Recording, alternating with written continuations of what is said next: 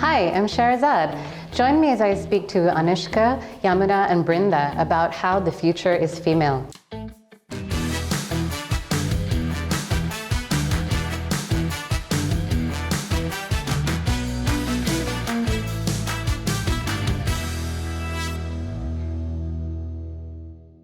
Hi everyone. Our panel topic today is the future is female, and with me I've got three great panelists. I've got Anushka Wijesinha, who is an economist and works across Asia. He's also the CEO and co-founder of the Center for a Smart Future.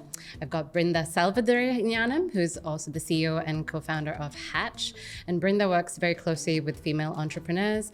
I've also got Yamuna Jayaratne, who's a real estate marketing veteran and currently the Chief Marketing Officer of Port City Colombo. Great to have you with us today. Thanks for coming. I'll dive right into the topic, and I'll start with you, Brindha, if you don't mind. When we talk about the future is female, what do we really mean by that? I think for the future to really be female, we need to start thinking about what's really influencing the young girls and boys as well, right? What's their education system like? What's their environment like? And really try to understand, what's their ideologies and values that are being instilled in them at a young age. And I think all of that really happens at the school level. I also think the narrative around what's out there about opportunities for women also need to change. I think that there's the government, various bodies really need to start taking ownership and kind of saying that, changing the narrative and the message. I think also in the line of work that I do in particular, we really see a need for societal and cultural change as well. And how do you impact or affect cultural and societal change? That really comes from the top. And not just that, but I do think that each and every one of us has a responsibility and a role to play in making opportunities, creating opportunities, making them available, as well as also giving the limelight and sharing success stories as well, so that those conversations become more visible. When we talk about change, we have seen change, we have seen progress made. Can you talk to me a little bit more about the challenges and some of the success stories in greater detail? Yeah, sure.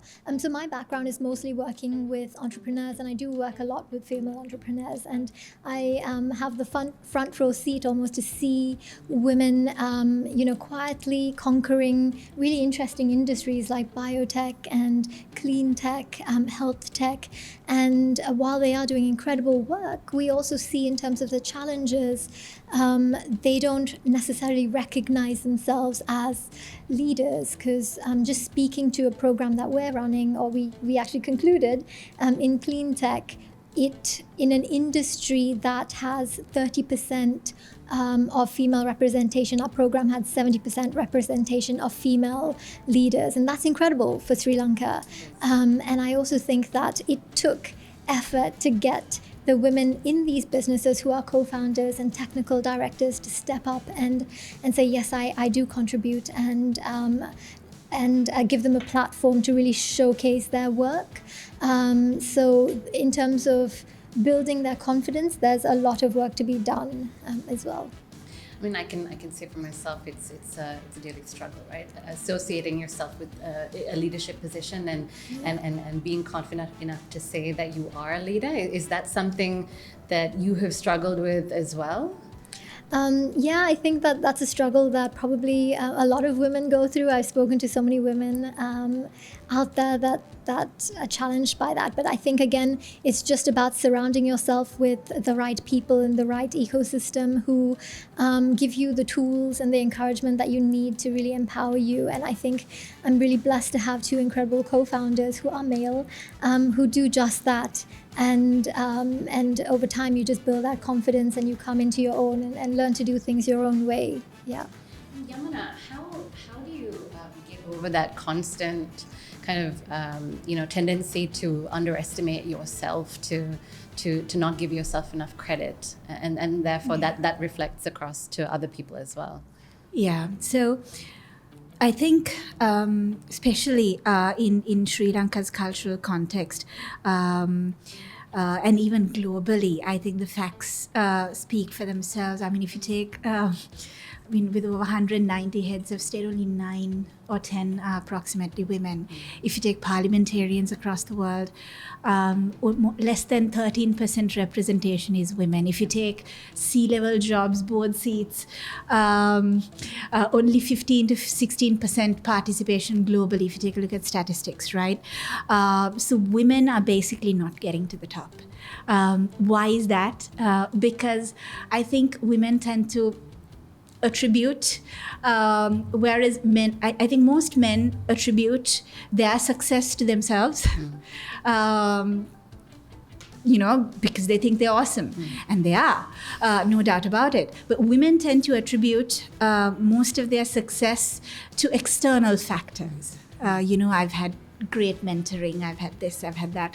But I think women need to fully embrace. And it's a complicated challenge because we are conditioned, as I mentioned, to make tough choices between career success and personal fulfillment, because women do, as mothers, have a different role to play. So in that sense, women are faced with tougher choices, and unfortunately, we are still working, especially in the corporate. I mean, I'm mainly from a very corporate background, and I've sort of climbed up the corporate ladder to get to where I am right now, and continue to do so as well.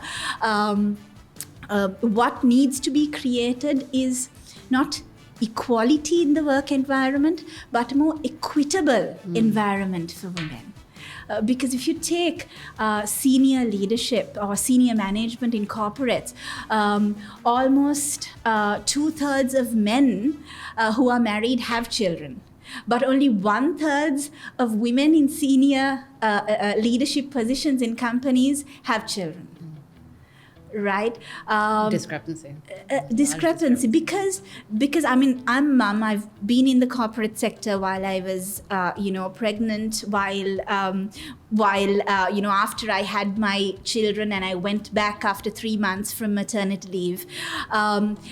You are working with a different set of circumstances, right? But what we really require is a more equitable environment for women to stay in work, right? And you shouldn't feel, and women are trained to feel guilty about working and having to leave your kids. I don't know any woman who doesn't feel guilty when their 3-year-old clings to their leg and say, Amma, don't go to work today, which is what I hear every time I step out of the house, right? So I think you need to be comfortable being uncomfortable. You do need, it's not a choice for everyone, though.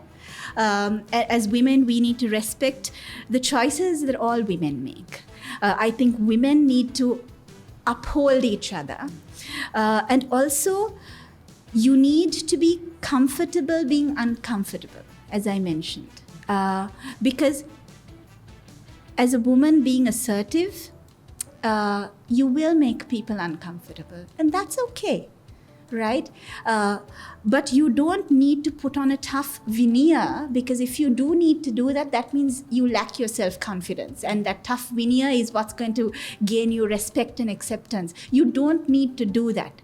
Just be yourself and embrace who you are, without apology, without making excuses, and understand. And I think as women, we need to understand you don't need the validation of any other party, anyone else, to be who you are truly. And I think this is true for men and women alike.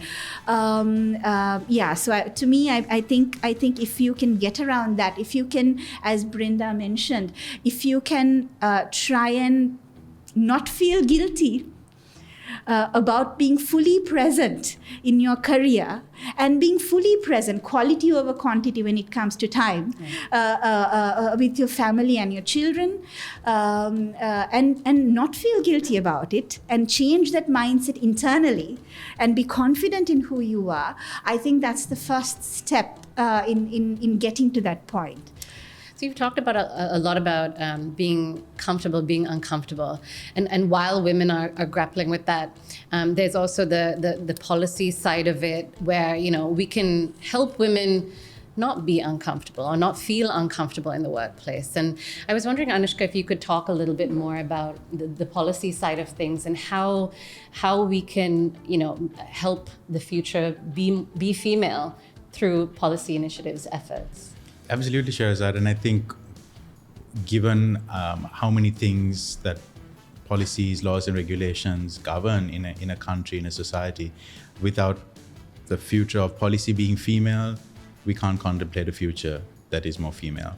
And I think on this front, we've had some small wins, and maybe I'll point to those. For example, a very small one would be reforms to the Shop and Office Act, particularly in a way that enabled women to join the tech workforce.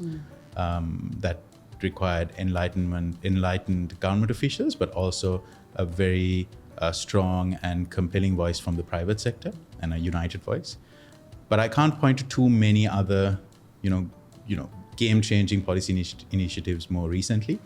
And I think the reason why we have to get better at that is because women have historically not been brought into the policymaking table. And what that does is it's not just about feeling good that, we have representation from women at the table, but it's because of the consequences of it. And the consequence is that we end up designing policies and programs that at best don't address the needs of women, but worse, actually do damage to women. Not having women at the table giving input in the design of policies brings about policies like we saw with the COVID relief. Right. And I think men designing COVID relief packages, how it's disbursed, when do you go and collect, say, the 5,000 rupees, not understanding that women have certain restrictions in the time of day they can leave, where do they access, what do you give them the money for. When you give them relief packages, it's not just about the dal and rice, but it's also sanitary napkins. So if you have men designing policies and programs, they won't even think of putting that in. And women in different spaces need different things. You have a rural women would need a different type of policy intervention, in this case a COVID relief package. Urban poor women living in mid-level, high-rise, kind of high-rise living in urban settlements require very different needs. So I think that is something we can really change. And again, I want to highlight something I mentioned in a different context, that our assumption that having women in policy making, whether it's women as public officials or women as parliamentarians, is only a small part of the battle. Right. And I'll give you a very quick example before I end on this point. A female entrepreneur who wanted to go and patent a new piece of, a software that she had developed. She wanted to go for a domestic patent first. The intellectual property office, the first interface, largely, women public officers. So she thought, this is going to be great. They'll understand, they'll have empathy. Absolutely not. She went again and again and again, same response. So one day she decided, maybe I'll just go with this other employee of mine, not even in the leadership team, an employee of mine, who's male. The response of this officer completely changed. She accelerated things. She took you seriously. I mean, that's absurd. So the idea that if you have bank officers who are female, we have a lot of bank officers who are female, having parliamentarians, public officials who are female solves things, it's not the case. And for me, it's all about design of how things happen, design of government processes, design of banking practices. That needs to have women embedded in there. I'll give you another very quick example. I was in a conversation with bankers, and one of the female board directors, I'm fortunate to serve with some of them, suggested that maybe we should think about cashback at supermarkets. Right. Because this was a thing in the UK. Why can't people take cash at the supermarket? All the men said, that's just such a silly idea. You can just go to the ATM. You don't need to get cash back at the supermarket. But then I myself and this female director asked all of them, all older men, when's the last time you actually went to a supermarket? your wife or your daughter probably goes to the supermarket or your maid. Yeah. So you've never had to experience that, number one. And number two, if women have already limited amount of time in the day when they have to go out and do these errands, do they want to go to the supermarket and the bank or the ATM? So again, it's a very small example, but simply not understanding how to design policies, programs, business practices, processes. I think we can get a lot from those even before we get to big pieces of legislation that supposedly could empower women. It takes long. We should work at it, but I think in the meantime, there's plenty we can do to make things better. Could you maybe point out to some of the first steps that should be made? If we could name a few policies that maybe at the top of the rung that would need to be dealt with. So I would say one of the big things that Sri Lanka has to grapple with is an annual budget, right? Allocation by the Treasury every year for different ministries and government programs. We hear it every year, and we have all these post-budget forums. We know this budget process. How many women have been consulted in developing that budget? If you look at all of the private sector forums that are held, all of the meetings that finance ministers and top public officials have at the Ministry of Finance, how many of those actually consult women? Not just as a separate group saying we're having a consultation with women or we're having a consultation with women entrepreneurs. I think that's good, but in the more core mainstream budget discussions, how many women's perspectives are in there? I think just starting with that will be huge, because the budget and that budget allocation determines a large part of how that next year is going to go on education, on health, on agriculture, on innovation, on industry. So I think that's a good but powerful, it's a small but powerful place to start, where in the budget process you get more women in there. Government policies get designed better for women. Definitely something to think about more. It kind of made me resonate with the point that Brindha and I talked about earlier in some of our earlier conversations about how, in lieu of some of these policy decisions being made or kind of advancements, entrepreneurship is becoming the answer to a lot of these problems, where entrepreneurship is now kind of an alternative career for women who have struggled in the corporate sector. Could you talk to us a little bit more about that, Brindha, and your experience with that? Yeah, sure. I think, again, what it comes down to a lot for women is about flexibility and choice, and to be in a position where that they can feel like they're a great caregiver. And that's not just for children, but elderly parents as well as actually run a business and contribute to the household as well. And so while there is great work already happening within the corporate sector to allow for women to come back into the workplace, I think from what we talk and hear, there's a lot more that needs to be done. And so I think that's why oftentimes entrepreneurship feels a lot more doable, achievable. I could sort of juggle things, because that's kind of what women have to do. They have to juggle all of these different responsibilities. But one thing that I do see is as a result of having to juggle so many things, women also don't think big enough. Right. And they think, okay, I'm just going to do this business as a home business, and they don't necessarily see how you can infuse technology and create it into something far greater. Right. And bigger, and actually export that to other countries. So I think there's a lot of work that we still need to do in order to encourage women to think bigger and broader as well. What kind of support do they need, if you had to narrow it down, and kind of support women in the most effective way possible? What kind of support do they need, and who are those people who need to give them support? I think for women in particular, it's access to markets. So it would be, we work with corporates to give access to different markets. We also work with other ecosystem players. So there's a Hatch in Pakistan, we have ecosystem partners in Bangladesh, and multiple other ecosystem players as well like that. And through connections and partnerships, we're able to actually take them across to other countries.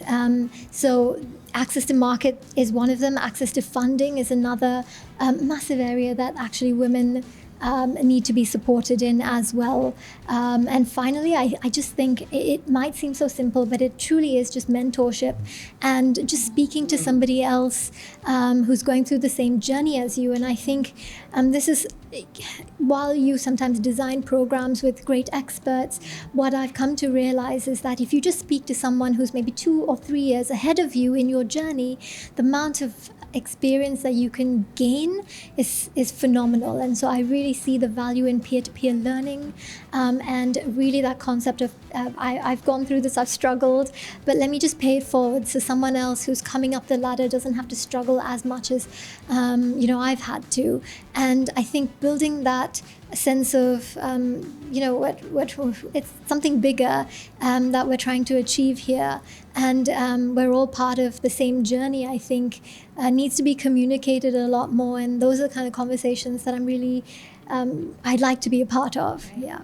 And how much has mentorship played a role in your success as well? I think when we've talked before, we've talked about how sometimes that support has come from male allies. Can you tell us a little bit more about that? Yeah, I think for me personally, I think coming into Sri Lanka, having lived abroad and trying to grapple with all the different type of things that you have to learn, right, as you put your business together, I think finding the right allies does make a big difference. And I think at the end of the day, it's about the networks that you're able to create.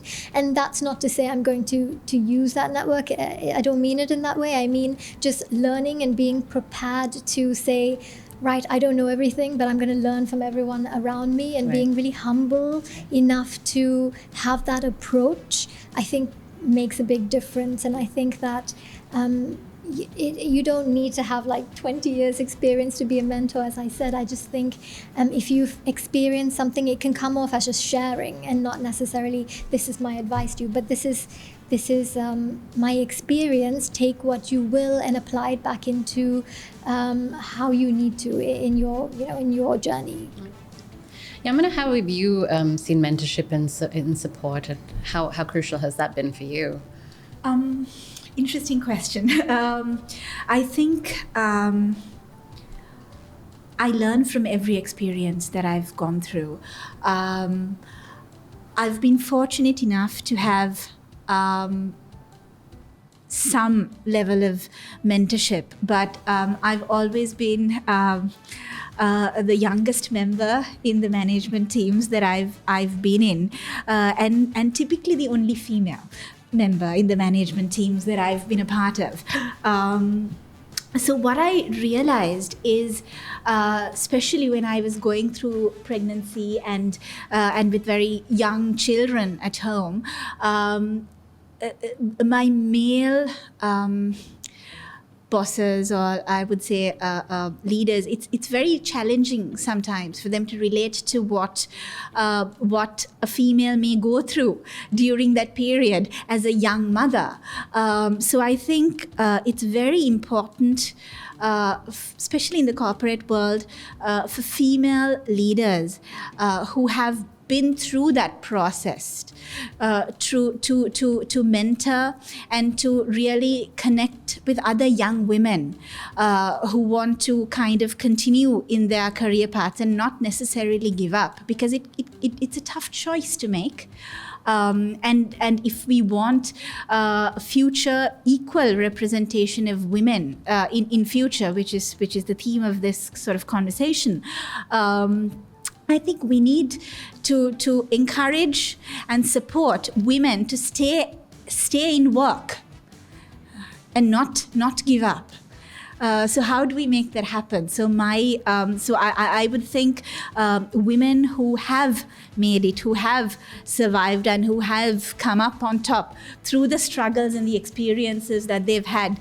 And I echo what Brindha was saying as well. I think we need to support each other. I think we need to share our experiences. There should be some platform where strong women need to align with other strong women and young women who wish to choose and who wish to stay at work and continue through having children, through marriage, through the curveballs that life throws us, right? So I think women who are successful, who have made it, need to stand together. And it is collectively as women that we can really see improvement by sharing our experiences, right? And I think that's supremely important. And I don't see a lot of that happening. And I would love to see that sort of platform coming up where women who have made it stand together and support each other, because there's a lot we can learn from. There's a lot I can learn from someone who has been through the mill, and whose advice I could learn from. So, I think that's necessary. And I think women shouldn't leave until they have to leave or they choose to leave. Because I mean, I've interviewed many young women in my during my corporate career. So there are girls who are not even married sometimes, who think, okay, you know what, I'm gonna have to take a step back from my career at some point. So I'm gonna take it easy. So they don't ask for that next promotion. They don't push for opportunities. They leave. They take a back seat, so they don't get into those C-level positions. You don't get your corner office, or you don't get a seat at the boardroom if you sit on the sidelines. So I see this happening. I've seen it happen many times. So show up. My advice is show up and take a front seat until you decide and you choose as a woman to kind of maybe relinquish some of those if you have to. In that reluctancy, what is the role of others? What are the roles of men, of male colleagues, of fathers and brothers and husbands? What is their role, and how do you see that? I think it's very important to have a supportive partner. I mean, if you have that, that's fantastic. But I'm not entirely sure in Sri Lanka's general cultural context whether most women have that, because most men and women, boys and girls, are still in Sri Lanka, I would say, brought up under typical stereotype ideologies. If you look at the masses, if you watch, with all due respect, a little bit of mass television programs or teledramas, you see the typical gender stereotyping still very, very prevalent. So I think, going back to what Brindha mentioned earlier, it comes from education and it comes from your family as well. So I think we need to start teaching our boys as well that equality means equality at home. Studies show that women do almost twice the amount of housework and almost thrice the amount of childcare while still working a full-time job. Typically, if you take a look at the mental image, if when a guy comes home from work, he gets a cup of tea and his shoes gets removed and royal treatment. But when a woman comes back from work, she has to just tie her hair up and go cook dinner. Right, and she's the one making exactly in work clothes. We can all relate to this, right? This is reality, and let's deal with that. So that has to change in the home front, and I think we have to teach our boys as well that equality means equality at home as well as equality at work. Maybe equality at home first. It comes from equality at home, because boys are raised with that psyche as well. So I think mothers also have a responsibility in changing that. Coming back to the point you mentioned earlier, Anush, you mentioned you went for a meeting and there was a panel of ladies there, but until this particular lady went with a male colleague, they did not take her proposal seriously. So there's a lot of psychological stereotyping that needs to be unlearned and changed in both men and women. And I think that comes from education. It comes from changing the narrative and the messaging that you find in our mass media, which is fed to us constantly. So until those things change, I think it'll be challenging, or it'll be tough to see real change in numbers. But of course, the advancement of technology gives permission for women, gives women choice to be themselves and to express their individuality, and also to be more independent and juggle many things, as Brindha mentioned. So things are changing, supported by technology, but I think a lot more can be done. Yeah. Let's talk about technology and how that has really changed women's lives. I mean, Anushka, how has technology been transformative, and particularly for women? What are we seeing?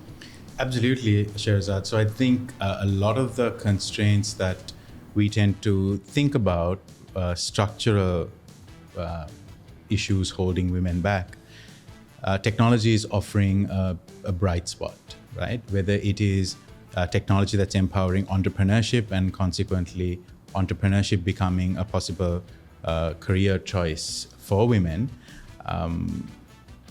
technology is playing a role there. In terms of accessing markets, whether it's international trade or in domestic trade, women being able to access to be able to sell something on their own that's not just at the local, nearby hyper-local market, but being able to export to another district, export to another country, technology has played a huge role. In terms of finding information, typically men tend to occupy most of these networks. Also, in terms of going overseas for B2B sessions or trade fairs, women tend to take a step back or question, should I travel? Now you can get so much of that done online. So I know these are small things, but all enabled by technology. Finding markets, finding information, selling online. So there are examples of recently, because I was looking at this from a more environmental entrepreneurship kind of point of view. We have a problem in our wetlands of water hyacinth and clogging out the waterways. And I came across this fantastic story of some women in Anuradhapura who've started a business around that.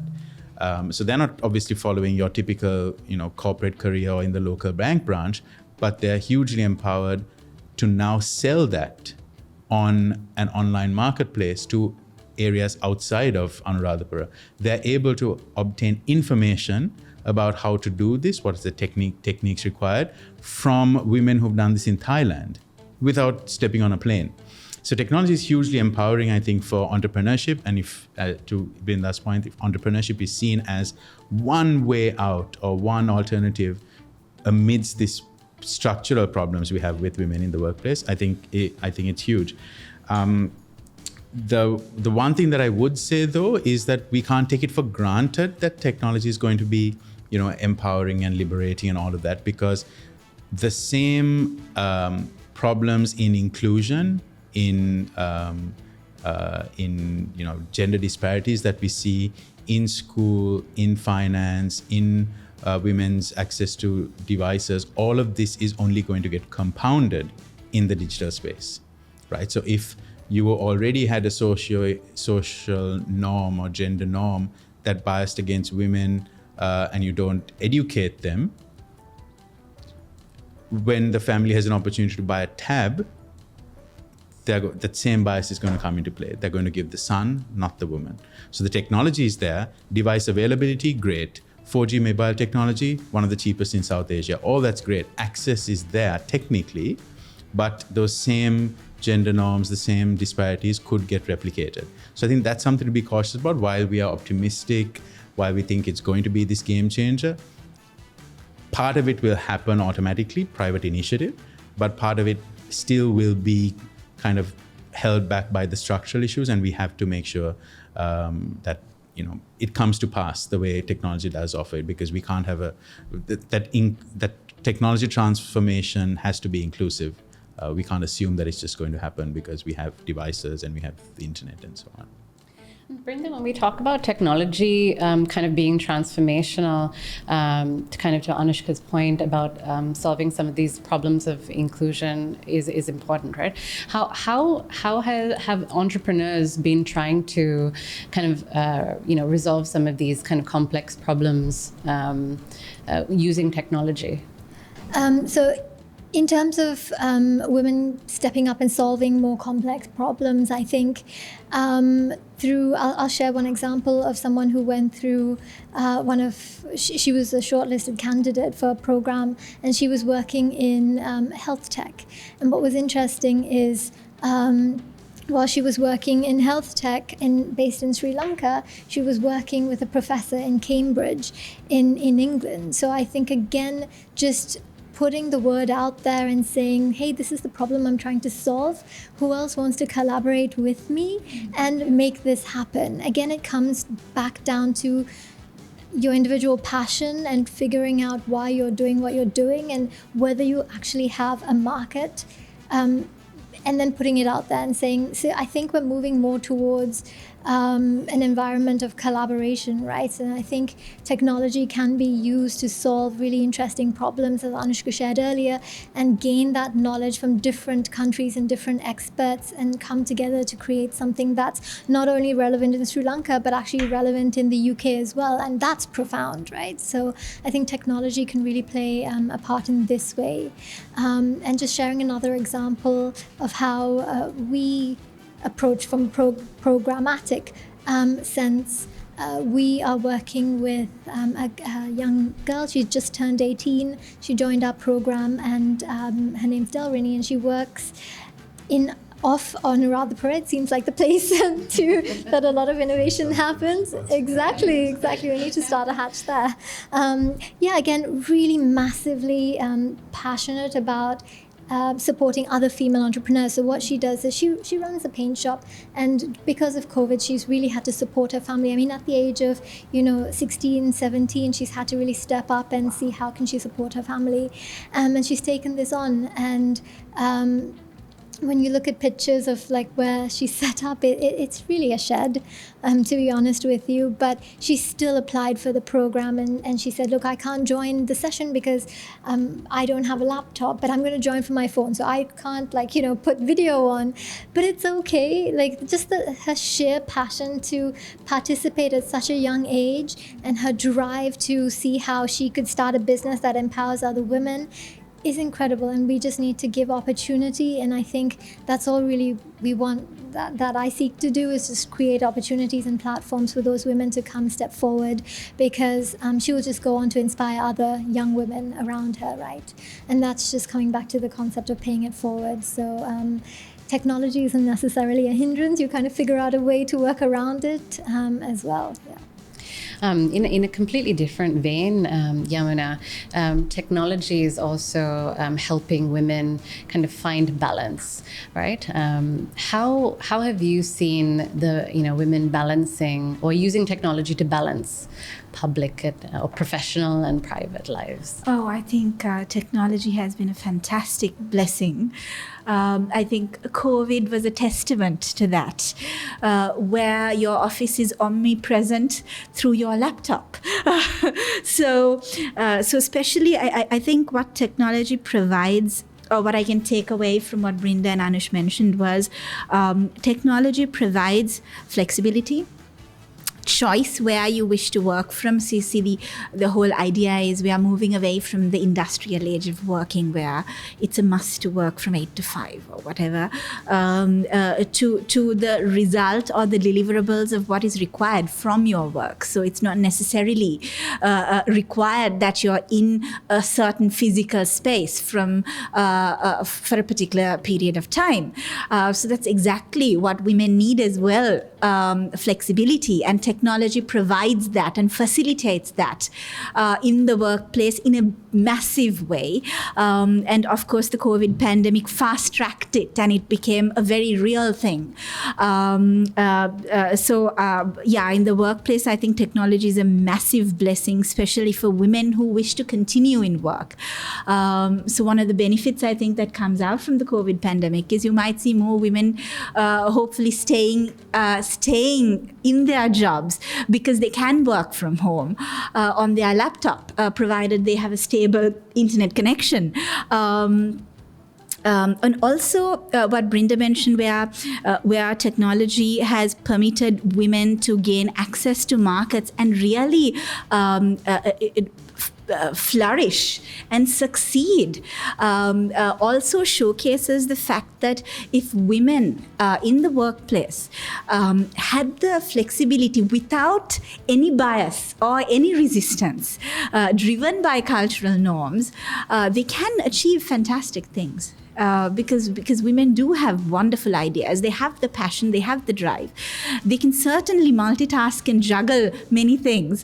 So if technology and the lack of hindrance, flexibility, and choice can give them that, if we create that environment in the workplace, I think you can see a lot more participation and a lot more productivity in the workplace if that was there. So that's my take on it. Anushka, how do you convince women that we're at a place where the future is female, and how do you convince women to take advantage of that and grab opportunities with both hands and really see the future as female themselves? I think I'd point to some of the sectors that in the Sri Lankan economy and globally are doing well and are exciting. And in many of those, nearly all of those, women are playing a huge role. In trade, in global brands, in exports, in finance, of course, in technology businesses, but also technology-enabled businesses. And social entrepreneurs. So in a lot of the spaces that we are seeing action globally, like interesting things going on, we're seeing women play a huge role. We're seeing female-owned brands and companies. So I think I would point to that. I would ask other women, look at this, what's happening. I would point them to, businesses that are going through some of the Hatch programs and saying, look at what they're doing. So I would point to real stuff that's going on and say, this is where it's at now with all of the structural problems we have. Somebody's working on these structural problems. It may not be fixed overnight. So imagine in the next few years, as these things get worked out slowly but steadily, it's only going to get brighter. But also what I would point to them in terms of bright spots and this future is female is also look at folks who weren't typically inclined to bring women into boardrooms or women into workplaces. They are also changing. There's no place anymore for those who aren't changing. So that's another thing I would point out, that these folks are going to be redundant. They're going to be marginalized. So things are improving. You are gaining more oxygen in the room. So take that opportunity now. The future is definitely female, and we have great role models, mentors right here in Sri Lanka and globally as well. Interestingly, one of the things that we're trying to do is actually set up a regional network for women entrepreneurs, for women in digital and digitally enabled businesses, because we see a lot of these social norms, gender norms in our part of the world, in South Asia, seem to be quite common. So even understanding peer-to-peer, what are those challenges? How did you, as a Bangladeshi tech-enabled business leader, female business leader, win in this space? How did you break into this other market? I think that can also be enabled, and that kind of show and tell, peer learning, genuine mentoring, not just flash in the pan mentoring, but hand-holding for a longer period of time. All of these platforms are being set up. So I think the enabling environment for a female future, for the future to be female is getting shaped. So yeah, that's what I would point to. I think that's something that you feel strongly about too, Brindha. And if I could, quickly go around some words of encouragement to women who are kind of listening to this, what would you say? What would you say to them? My first bit of advice, if I want to call it that, is just get connected to a network. I think once you plug yourself in, then you're aware of different opportunities that arise. And I think there's, like Anushka mentioned, there's a lot of opportunities available both locally and internationally. And it's just about awareness. So while we do our best to kind of get the word out there and spread the word about these opportunities, I think it's also on females to take those opportunities and really step up and say, yes, I'm going to take it forward. And just touching on Yamuna's point earlier, sometimes it's about putting yourself in uncomfortable situations, right, in order to take that next step and progress and build that future that at the end of the day, what they want and what they aspire for themselves. So that's my... Yamuna, your thoughts as well as we close? Two things. I would encourage women who have already made it, who are successful, to unapologetically attribute their success to themselves. Stand up for what you have achieved, because you being that light will lead the light and provide permission for other women to do the same thing. You hiding in the shadows serves no one. So stand up and say, I did this, and this is what I did, right? It's not because of anyone else. I did this, right? And that will encourage and light the way for other women. To women who are on their journey, I would say, it's not advice, really. It's sharing of experience, I would say. I would say, take a seat at the table, especially for women in the corporate sector. Don't stay on the sidelines. Own up, show up, and demand. When I say demand, work and stand up for what you deserve. Don't check out. Is what I can say, if that makes sense. I mean, really great last words to leave on. Own up and show up. Thank you so much for all your time. It was such a great discussion. Thanks for all of your insights, and I hope that they resonate well with everyone who's watching today. Thanks. Thank you. Great. Thank you.